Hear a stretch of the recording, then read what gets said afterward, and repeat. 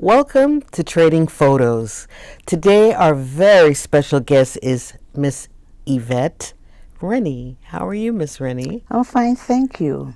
Thank you so much for being here. Most of you probably already know who she is. President of the Juve City International, and she's also a cultural, political, and community strategist. Juve, we have branched out to the community. It's important for us to get seriously involved in the community from different perspectives. Yes. And one of the initiatives that we have been doing for the past 3 years is Juneteenth. Oh, We yes. felt it's very important to get involved with Juneteenth because we all suffered under the so-called what they have done to us. At the same time, Juneteenth, so this year is our 3rd year. Celebrating Juneteenth?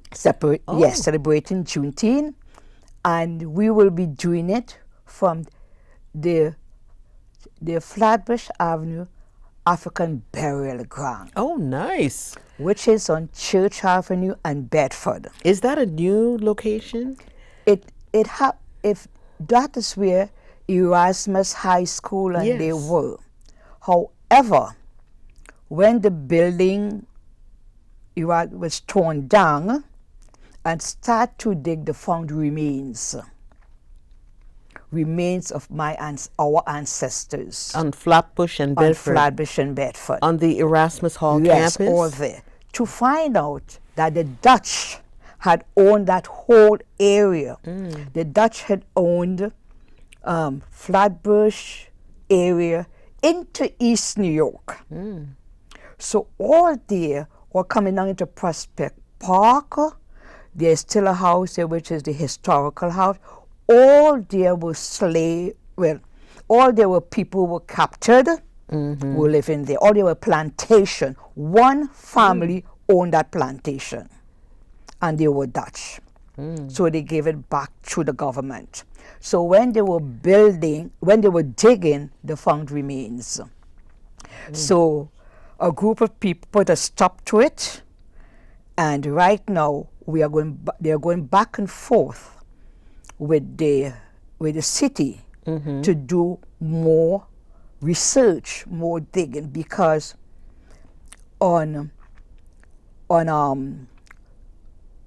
over the railroad down by Atlantic Avenue, they were digging there too, and they found remains of the Indian people, the indigenous people there. So they had to put Really? a stop to it. So if you look over that railroad, nothing is happening there anymore until when they do proper research. Just like in Manhattan, where they were able to, Yes. right, and that is the so it's so said. East New York has it also, and the graveyards are there. They cannot do anything more with it. Now it's Flatbush. Weeksville is part of Weeksville. Yes, they did a lot in Weeksville. But Flatbush Avenue is now so it's back and forth going to do more research, more where our people came from, where our ancestors came from. So Howard University, and they're doing a lot of that type of work there. So we will be doing Juneteenth on Saturday, June the 15th. Okay. And last year was the first year we were able to go on the sacred grounds. Wow.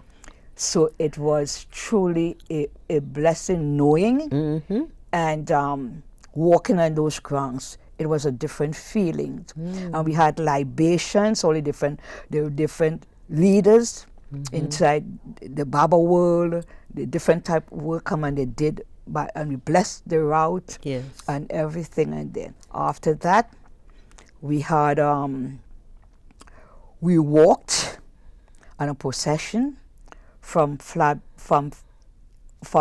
Church Avenue in Bedford onto Flatbush Avenue. And as we were going along the route, we were describing the different homes that our people, bungalows, whatever you want to call it, lived on. We were able to spell out different buildings, the year that they were built, and who are the families who owned it. Oh, okay. And right by the corner of Empire Boulevard and Flatbush, that's one family owned there. It should be right into Prospect Park. That's part of the Botanical Gardens, isn't it? Yeah, but it's one family owned it. Oh. And they had people that they enslaved all the way down to Nostrand Avenue. So the That's a great distance. Ebbsfield also was owned by one family. So the historical house is still there. So after the procession reaches, we will be going down to the historical house to hold the last part of the event.